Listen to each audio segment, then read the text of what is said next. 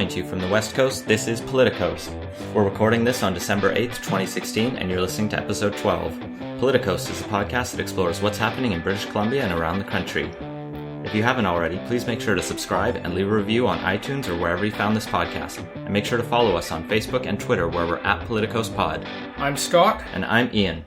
Let's just jump into our first sort of big news of the week, I guess, is Premier Rachel Notley came to town.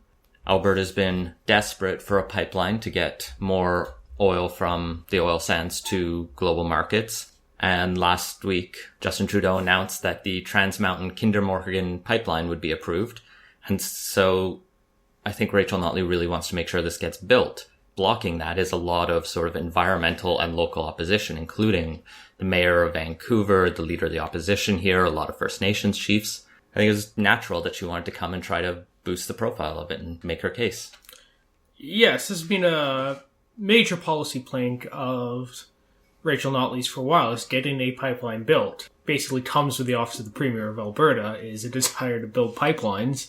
So it's no surprise that when Kinder Morgan got approved, that she would come out here to try and sell it and tamp down on any opposition that should arise. Especially as Alberta's first NDP premier and the first premier in a long time to get a new pipeline approved by the federal government. It's really on her to sort of push this through, and especially with the sort of opposition she's facing that we'll get into about the carbon tax that she's brought in, to try to make sure that this goes through. So I can understand her angle.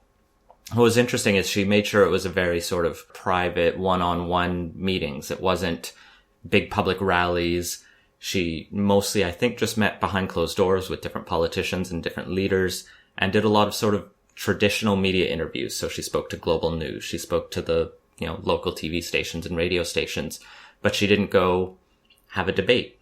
And that's one thing Green Party leader Andrew Weaver actually played up, was putting out an open letter challenging her to a debate on just this issue on Kinder Morgan pipeline. Yeah, I don't think it's any surprise that Premier Notley didn't take up that invitation. And it's a classic case of politicking and playing to your strengths, is that Andrew Weaver had nothing to lose by challenging the Premier to a debate. It was going to be, no matter what, he'd come out looking good. And at the same time, Rachel Notley has nothing to gain by trying to debate an ardent opponent of the pipeline who isn't even a premier or even the opposition leader. Like we're talking the leader of a third party in BC, and well, I'm sure Andrew Weaver, can rally up some opposition to it. At the same time, it's not where you want to direct your energies if you're trying to sell a pipeline and have a limited amount of time to do so. Yeah, it was very smart on Andrew's part for just getting the press and getting the public attention out of it. You're absolutely right. I think I was thinking about this earlier, and Rachel Notley's approach was basically to just come and talk to the people she needed to talk to. Like, she doesn't need to win votes here, so she doesn't need to meet and greet voters. It would almost open up more chance for conflict and sort of throw her off message, where she had a very clear purpose to this trip. And I can't say that she, changed anyone's minds, but she didn't do any damage, at least.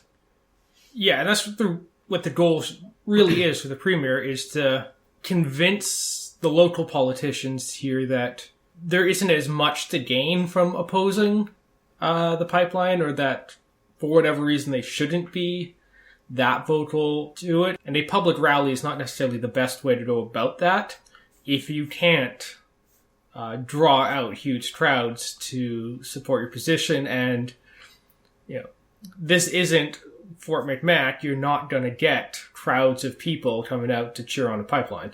What makes this really interesting, though, is you have the NDP premier sort of allied with the Liberal federal government, and I guess the BC Liberals almost on this issue, and then the BC NDP, who are the same party as the Alberta NDP, but they are on an exact opposite position on this issue. John Horgan's come out against Kinder Morgan expansion. And so there's now this tension and this sort of open question, will the sort of strategists who help Rachel Notley win come to Alberta? it's no secret that Brian Topp was heavily involved in BC's 2013 NDP campaign, and he's now an advisor to Rachel Notley in Alberta. Is he going to come and help in this campaign? Or is the BC NDP going to be hung out to dry? Yeah, it's going to be interesting to see. And I think that kind of shows some of the problems with having the one party for all levels approach, is that when provincial interests or provincial and federal interests don't align, you get in very awkward positions where you get party infighting.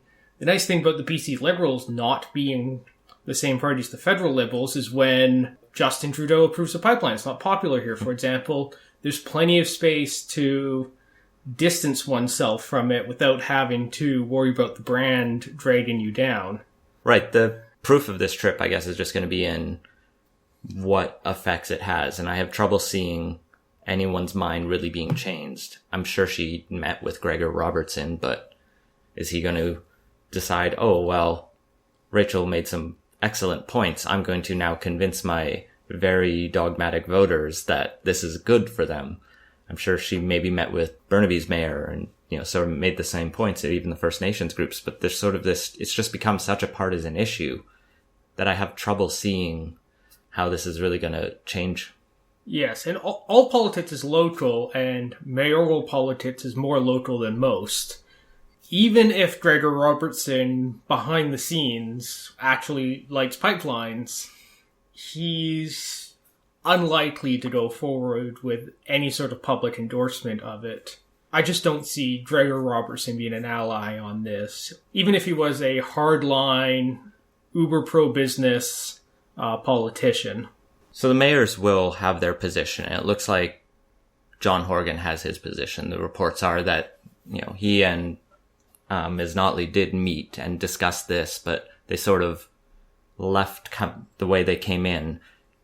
John Horgan's got to play to the NDP base, and I think he's seen the danger of the sort of flip-floppy kind of approach that Adrian Dix took in 2013, and so he's very wary of that. And I think he's just going to sort of double down on his opposition, and maybe he's sort of hoping that if he gets in, he'll put up the sort of token barriers and let it pass if that's what he really wants. I'm not saying he will do that, but that's maybe the only way he can get through.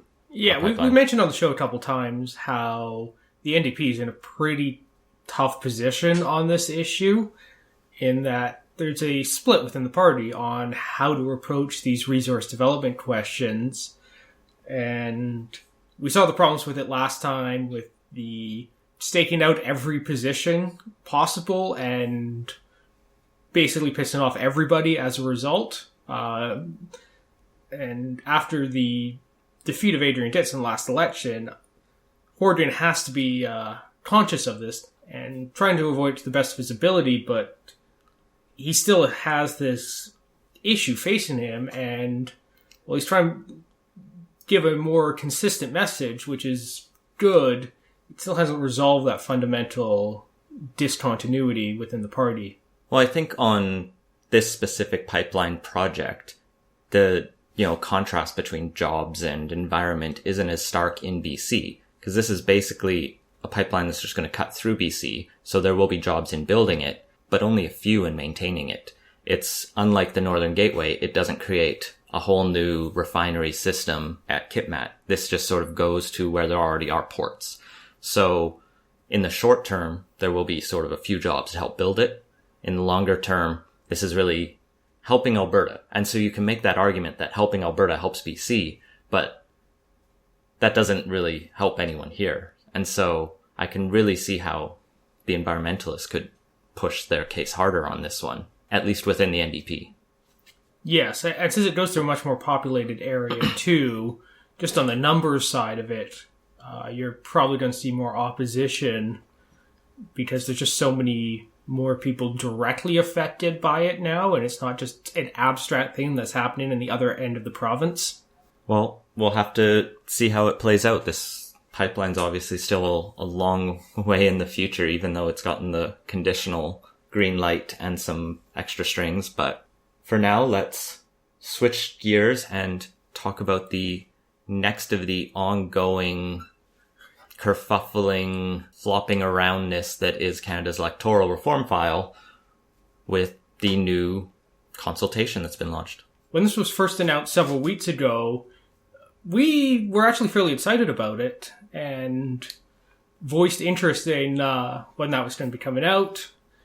And let's just say that excitement's definitely faded, and now it's been replaced with confusion and possibly a little rage. So the Trudeau Liberals, after receiving the Electoral Reform Committee's reports, plural, announced its new consultation survey that it would put to all Canadians, and it will be sending, I believe, postcards soon to every household to make sure everyone knows about this. And I think everyone already knows about it because it's been so widely mocked. It's basically mydemocracy.ca. You can go on there, and it's a survey that's been created by the people at Vox Pop Labs who did the vote compass for CBC and a few other countries around the world. But it's in very similar style in that the questions are very surface level, as in the Liberals' words, just trying to get at the values.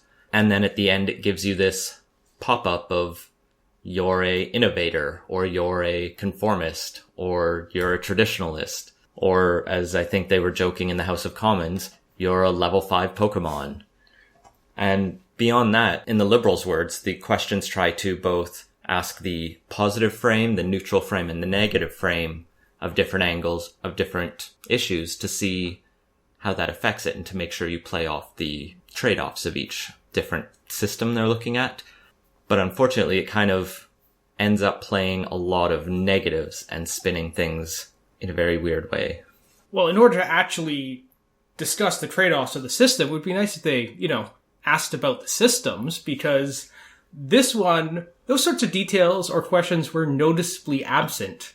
About the only actual concrete proposal that got discussed was online voting, which they asked about 4 times, so they couldn't squeeze the question on STV or MMP in there. Well, I think the idea is they wanted to look at these broad values, but like you're saying, they did hit these specifics. They also talked about giving 16 and 17-year-olds the right to vote in one question, but they didn't bring in the sort of negative spin of that. They only said, should the vote be open to younger people? And so I think all of the criticism is really fair and also really funny. The National Post has released a sort of spin on called Democracy Mine, which I definitely recommend people to take. BuzzFeed released its own version of the poll. Yes, I'm a spooky ghost. Well, on the Democracy Mine one, I got, I'm a villain because I half trolled the thing because it's like, do you support democracy or do you want to see everything burned? Yes, I'm apparently a activist who likes Guy Fawkes masks and closing bridges down, according to the National Post.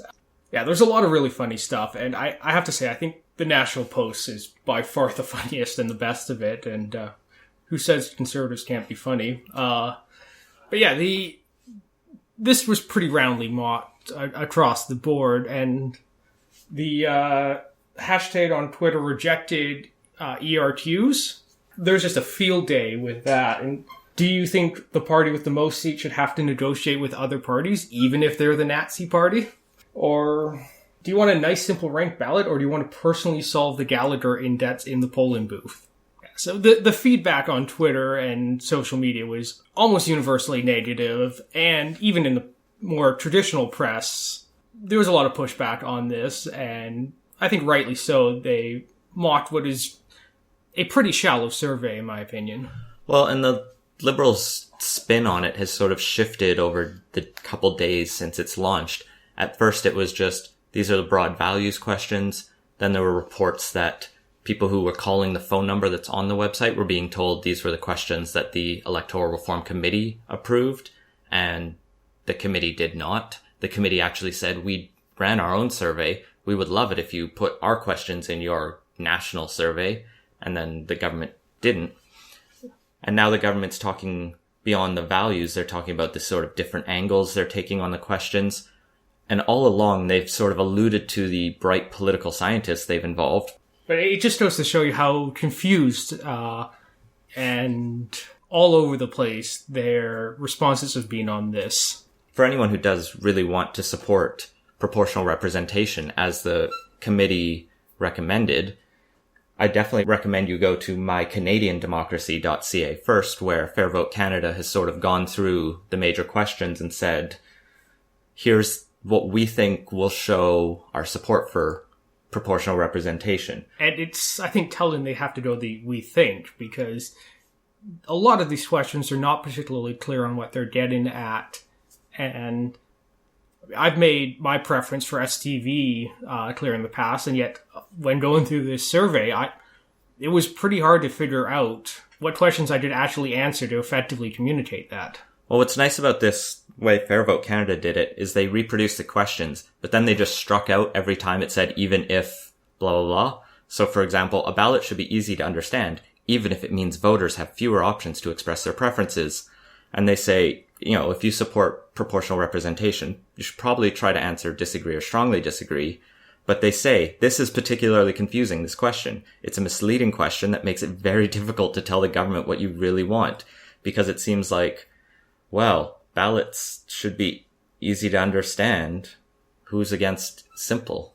Yes, and this is one of those things that's been brought up time and time again on this, and honestly just confuses me, because even on a lot of proportional systems, the ballots aren't that complicated. Okay, in a multi-winner riding under, say, single transferable vote, the ballot's longer, but it's no more confusing than before. You just, rank the people. Instead of one mark, you just put a bunch of numbers down, which anyone who's been through fourth grade or even below that should be able to manage. And there are elections with confusing ballots. There's been some issues in the States with some of the formats they've used. I believe it's called the butterfly ballot, came up in the 2000 Bush v. Gore case. And, that one was actually a confusing design where on folded out opposite pages, and it was staggered. Just not a very intuitive system, and the counties that used that had noticeably higher votes for the candidates who were the minor party candidates, but looked like they were the position where the major party candidates were. So you can have a confusing ballot, but none of the systems that are being put forward are calling for any of those sorts of confusing ballots. At the most, you add a second choice or a second portion of the ballot, or you get to put multiple choices in order, and neither of those are particularly confusing. Exactly. If what the Liberals were really wanting to get at was this sort of question of values, that's what I think they should have done a year ago. Like, this survey, I wouldn't be upset at. Like, it still would be bad, but if they put this out within 3 months of starting their mandate and say, we want to figure out what Canadians' values are about electoral reform, and then go from there, that would be sort of a smart and good way to do it. Instead, they told the committee what the values are, and then got upset when the committee came back with the wrong answer. Yes, and this is definitely the sort of thing you should have put ahead of this stage of the process. I took the other survey that was put out by the committee, and there's a lot of kind of similar vague-ish questions on there, but that was during the committee deliberation phase. That was when they were still bringing in data, and that's the appropriate time to do it. I still think it should have been one of the first things they did rather than reasonably late in the committee process, but putting this out after the committee has released their report is just nonsensical from how to actually manage this process. And now that we have a report, this is the time to be taking that and figuring out what system we want. And if you're going to consult with Canadians, you should be asking about the system. And despite all this talk of values, the value that the House of Commons should reflect the votes of the populace never came up in the survey. Well, and that's exactly one of the biggest problems. It sort of looks for the values the Liberals want to find, it seems like. It wants to find a simple ballot that supports an accountable majority government, which is a first past the post or at most a ranked ballot system. So it's almost painfully obvious to stare through this survey and see what they're trying to get at. And there's such a good opportunity here. This has been developed with what seems like a fairly Internet 2.0, Internet 3.0 company that will be doing a lot of things like geolocating all the people. They'll be breaking down all of these demographics and producing what are probably going to be very interactive and shareable graphics after. Too bad they're going to be meaningless because half the people are probably trolling it. No one's really taking it seriously. And it's open to massive abuse because it doesn't track you. Yes, there's no unique ID requirement or anything. And it's not like you can't do it. You're mailing out postcards. You can have a code on there that you're required to enter. You can take this multiple times. I saw several journalists talking about how they changed a few answers to see what the end result was going to be. So people are taking it multiple times. I don't know what sort of security they have against bots just going through the process, but it's not infeasible to just screw around with the system. The last survey got approximately 22,000 results, and this one's going to be running for about 25 days, I believe, which basically means if you want to replicate that just with screwing around, you only need about 800 responses a day to double the last survey. And I'd heard by 2 or 3 days in, they'd already had 150,000 responses, and the government was bragging about this. Are they going to still be bragging if they get 35 million responses? Well, of course, then it's every Canadian. But what if they get 40 million responses? What if they get 50 million? At what point does it become painfully obvious that their system is broken? Or I guess the question now is, so what next? We know the government is trying to find these values, and assuming they care about the committee's recommendation at all, well, the fact the committee didn't come up with a specific system because they weren't told to leaves it now in the government's hands, and it's sort of up to the Trudeau Liberals to decide what system they bring forward. They mocked the Gallagher Index, but are they going to sort of look at that? Are they going to look at creating a proportional style system? Are they going to look at putting it to a referendum? We don't know any of these answers yet.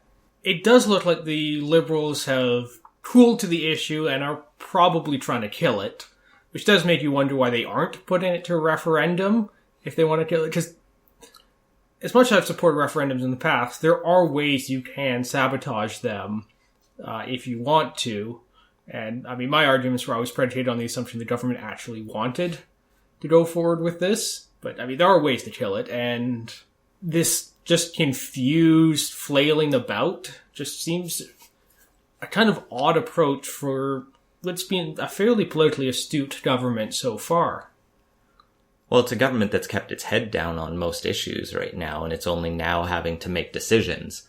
And that's where I think we're starting to see it piss people off. And so where they go next, I think, is that I guess they'll get not very useful data out of this, but be able to then draw whatever conclusions they want to. And that'll be the most telling thing in January and February is, what is the story the Liberals start to tell about this data?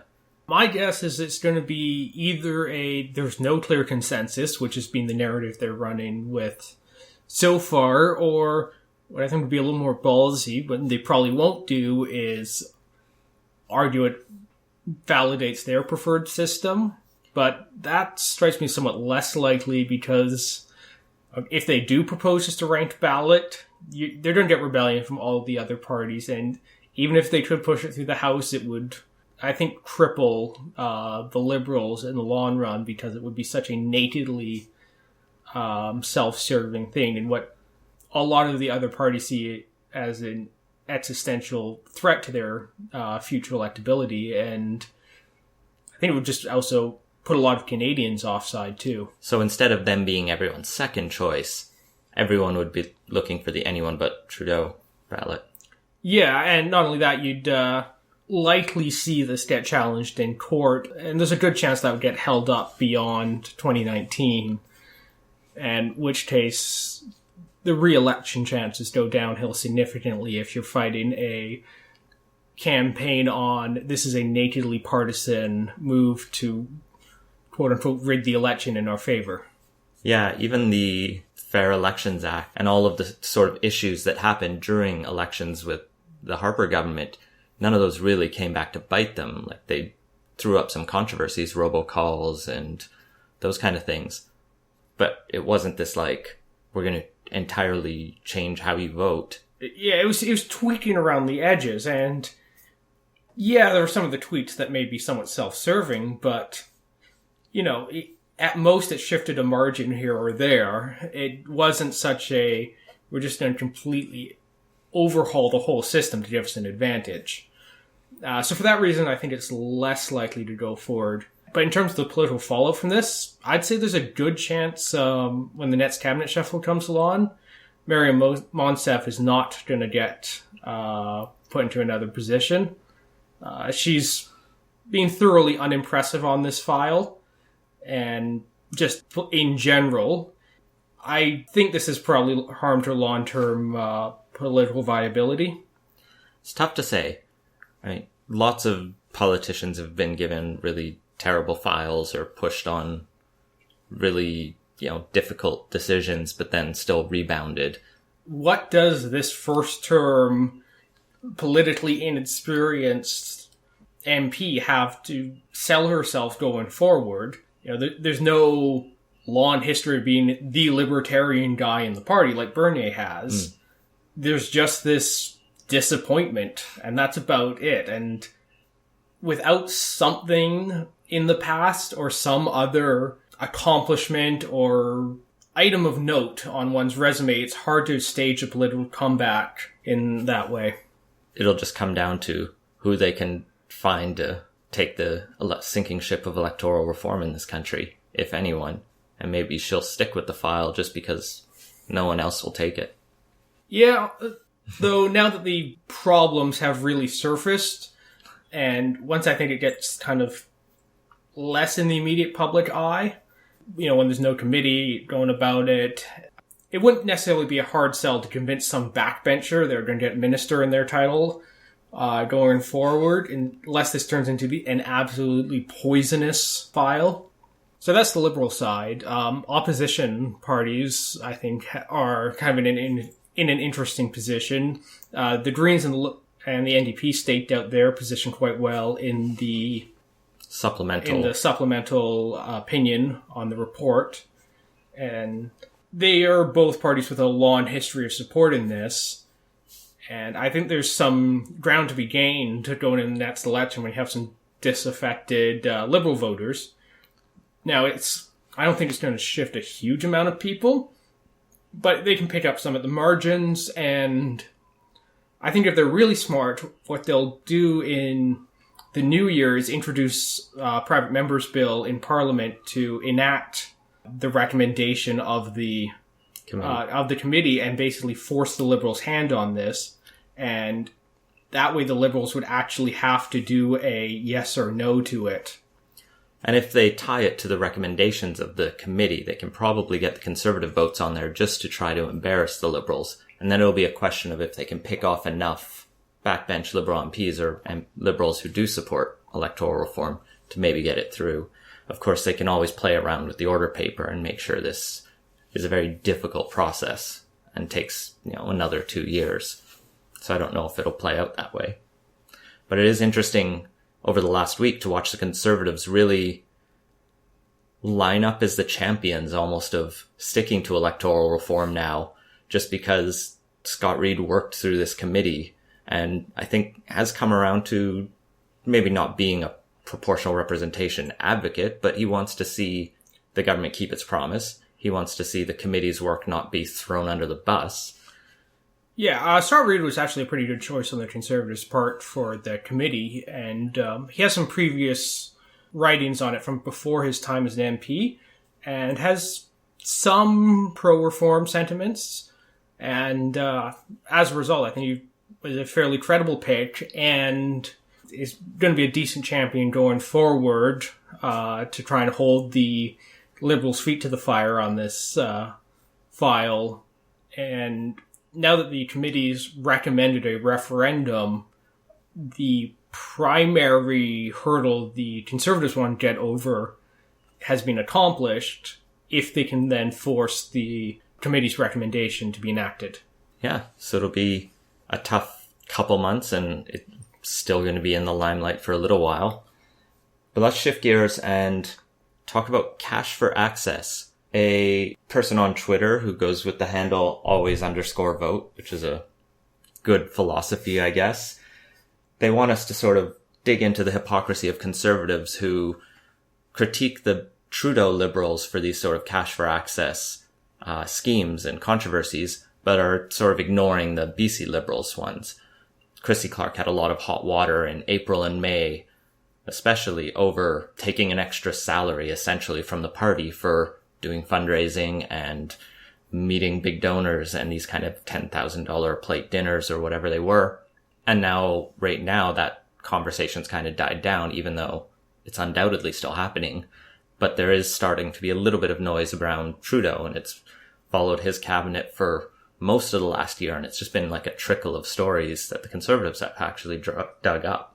Yes, there's definitely an issue here. Part of the reason why I think it's a bigger story at the federal level is not only does the federal politics just get more attention, but Trudeau ran on this, sunny ways. We're going to be better than the Conservatives. All of this sort of appearance of not wanting to do this sort of cash for access fundraiser. And, Christy Clark hasn't had that record that Trudeau does. So you get attention for it just for the reason that goes against the narrative that he was publicly putting out there. It's the same reason why, in the States, when one of those like hardcore anti-gay Republicans gets into some sort of sex scandal involving other men, it becomes a much bigger deal than it would otherwise because they have that record of vociferously opposing such behavior. With Clark, on the other hand, I mean, it's bad, but it's bad in character. Yeah, it doesn't go against her own previous statements on it, or her own, we're going to make this a major part of who we are as a party and a government.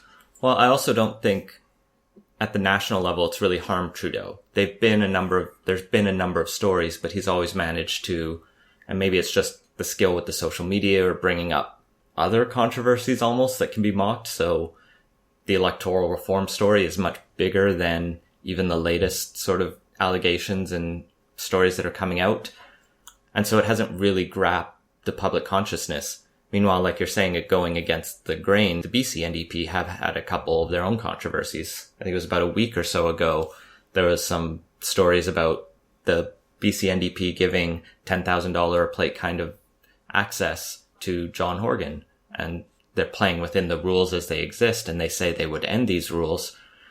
And we've talked before about how, parties are always going to use the rules as they exist to the maximum of their advantage until they can potentially change them. Yeah, that's the thing, is if you stand on principle and don't do these sorts of fundraisers, you're putting yourself at a disadvantage. And this is especially true at the provincial level, where it's much more kind of wild west of political fundraising. You mentioned that $10,000 plate dinner.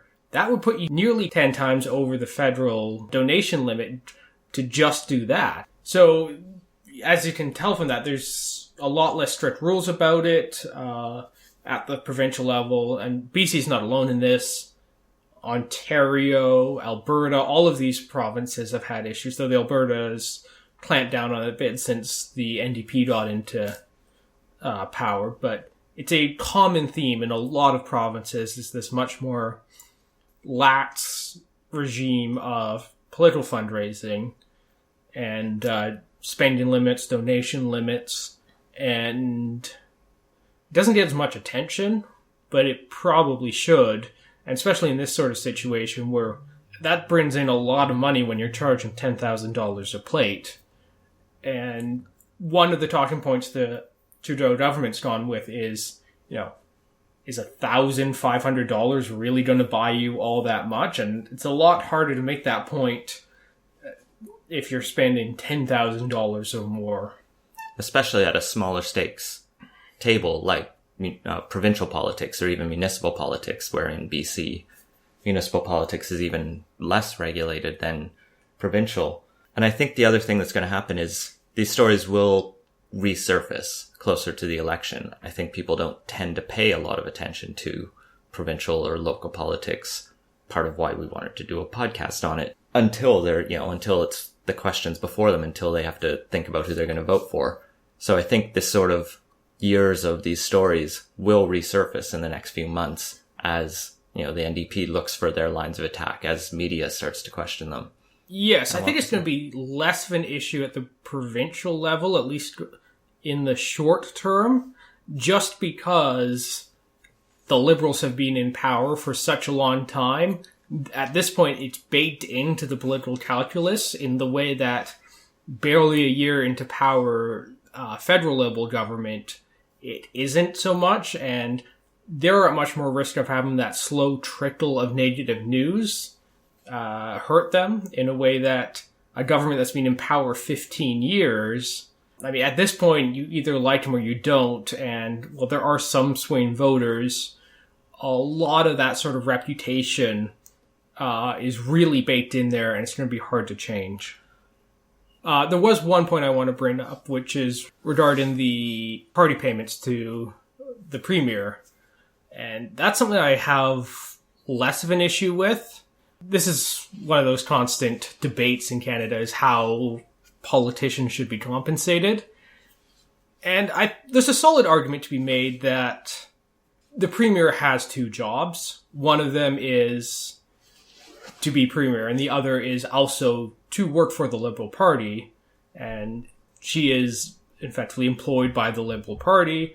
And the corollary of not wanting these sorts of payments is that partisan activities are therefore supported by the tax dollars, and her work is being compensated on the taxpayer's dime through her Premier salary.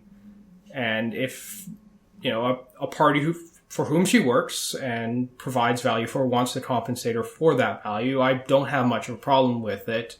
It just gets complicated when, as Premier, there's that need to fundraise as well. And there's never going to be a clean answer to that unless we institute political party financing from the government, which is fairly unpopular for obvious reasons, that people don't like politicians, and then they don't like the idea of having to be forced to pay for politicians, even if it's on your vote directs where your money goes. But it's just going to be a tension, I think. And I don't know what the answer is to that. All right, well, to close off today, let's just talk briefly about the continual descent into the dark side that is, I guess, Alberta politics right now. A lot of people have already talked about it, but Rebel Media, which claims to be a journalist outfit, but is obviously just sort of Ezra Levant's wannabe alt-right of Canada, staged a political rally. And like a lot of people pointed out, why is a media company hosting a rally rather than trying to, do what media's job is? But fine, it's activist media, like the UN says, and it's supposed to be an anti-carbon tax rally, never minding that the Alberta government just got a pipeline approved, which is what these people wanted. They brought out a number of federal and provincial Conservative politicians, including Chris Alexander, who's running for the leadership of the Conservative Party of Canada right now. And during his speech, the crowd started chanting, "Lock her up," about Premier Rachel Notley. Chris Alexander was mistakenly considered to be saying it as well, but now videos surfaced, and I guess what he's been described as conducting it. So sort of, moving his hands along with it and smirking or something like that. He later expressed regret and sadness and said he felt uncomfortable at the time, which is really just a chicken shit attempt to, walk away from what he obviously realized was wrong later.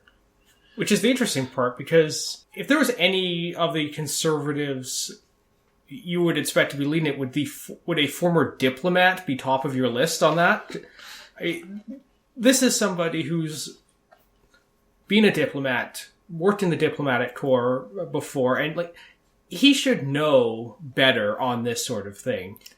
And Chris Alexander was one of those star candidates when he first ran for the Conservative Party, ambassador to Afghanistan, all sorts of, a very well-respected Canadian diplomat who's just been a disappointment as a politician. And he strikes me as one of those people who's earnest but terrible at politics. that's what I've heard a few other people say. Like, if he wants to go down that dark road, and fuck him if he does, but then why is he backing out? Like, if he's gonna play the Trump type and, be in favor of these people yelling terrible things, holding up anti-LGBT signs, holding up anti-immigrant signs at this rally, but then be duplicitous and two-faced and come around to the national media and be like, oh, well, I just object to the policy. Never mind that I didn't condemn at the chance I had when I had the microphone in front of these people to condemn the points I disagreed with, which suggests he didn't really disagree with them, or he's happy to have them there. Yeah, or is more just, this is awkward, I don't know what to do, so there's a crowd of energy, I'm just kind of gonna go with it. But yeah, that's what strikes me the most about Chris Alexander, is he just has terrible political instincts and just doesn't know how to get out of any situation that's the least bit awkward or uncomfortable, and I think this really showed it. Now, this is the sort of thing which shouldn't be that hard, and this is just like outright insane thing to be chanting.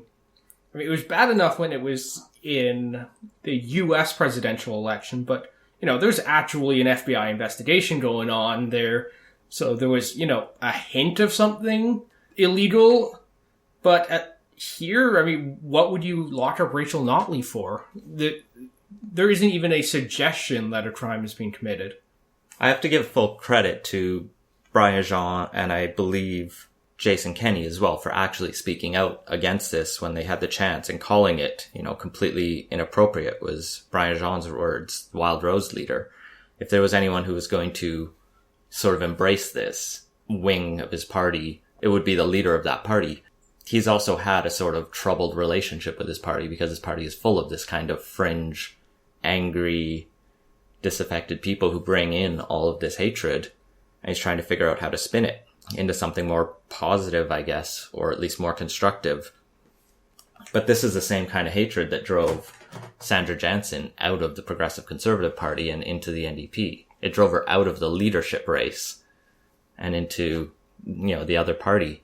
So it's hard to know where it goes from here. And I know a lot of people have talked about, oh, well, we need to listen to their concerns. But I still kind of personally reject that as bullshit. Like, these people obviously have issues, but they're not coming there in a point of, oh, I want to have an honest discussion about the merits of a carbon tax. They're coming there to denounce the Alberta government's attempt to bring some equality into schools. They're going there to denounce refugee resettlement programs. They're going there because some of them have lost jobs. That's the concern we can talk about, but you're not going to solve that. But if you're going to bring in all of this hatred, I'm not going to take you seriously. There's definitely a role for addressing those concerns and having a good conversation. Those probably aren't the voters you want to talk to on it. In the past month since the U.S. election, that's been kind of an ongoing debate, is engagement versus shunning. And there's definitely a role for engagement. I do disagree with the, just shun them all approach, because I think it misunderstands fundamentally how politics works. And politics is about the margin. It's always targeting the marginal voter. For the same reason the NDP doesn't pitch to, the hardcore libertarian crowd, is because they're never going to get those voters. It's just not going to happen. But there, are some people who are kind of on the edge who they may lean one way, but, if you make a good case and, legitimately address their concerns, you can bring them over to your side. And the immediately jump into shunning people definitely, I think, hurts that long-run approach, and you end up writing off the marginal voter as well. I think the one thing we're missing in this as well is how much we haven't blamed Ezra Levant for being a terrible human being, because there are a lot of people, I'm sure, at that rally who we could have rational conversations about carbon taxes and fears and those kind of jobs issues. But when you sort of bring it together in this hate-fueled rally, it just becomes a powder keg of anger that you're not going to get a productive political conversation out of. You're going to get this kind of inevitable, angry, tirade chant that doesn't even make political sense. It's just literally copying the anger they saw in the US. And I think this is one of the worst parts of Canadian politics, is the urge to ape whatever's happening down south of the border. We've already seen a few people trying to ride the Trump wave up here, not particularly convincingly, because they're trying to just follow the broad strokes of it without understanding why, or having the authenticity Trump had. He's a very inauthentic person, but he was authentically not a politician and authentically didn't know what the hell he was talking about. But, here, does anyone think, Chris Alexander actually thinks people should be locked up for proposing stuff they disagree with, or, that Kelly Leach hadn't suddenly found these positions in the last year? This is one of those areas where people see what's happening down in the States and go, oh, that's a way to get some political momentum going on, but it rarely works because it's not the sort of thing that you can just transpose. As we said earlier, all politics is local, and the politics that works against Hillary Clinton isn't going to be the politics that's going to get Rachel Notley defeated in the next election, or Justin Trudeau for that matter. For sure. And the flip side of that is the second worst part of Canadian politics is the knee-jerk, if the States does it, it's also bad approach. One of my pet peeves is how we as a nation can't have a reasonable conversation on healthcare because we only ever compare it to one data point, which is the tire fire that is the U.S. healthcare system. And if anyone ever brings up, Europe, it suddenly just gets ignored and redirected to the dismal system in the States. And we're in this weird position where there's two common trends, both playing off the U.S. and neither lead into a productive discussion or productive politics. Well, maybe as the U.S. descends into utter chaos, we can start to actually look at other countries. Maybe not Britain, because it's also going a bad direction, but... Yeah, I don't know about that. And maybe not France either, but there's got to be another country out there that knows what it's doing. Yeah, on the other hand, at least that second part just tends to get worse. The more Canadians are offside with the U.S. The last 8 years haven't been too bad, but, pre-2008, during the Bush years, it was noticeable. And that has been Politicoast. Find links to the stories we mentioned in the show notes at politicoast.ca. Make sure to subscribe on iTunes or wherever you listen to podcasts, and follow us on Facebook and Twitter at PoliticoastPod. Leave us a review and let us know what you think. And if you have any ideas for the show, feel free to send them to us. Thanks for listening.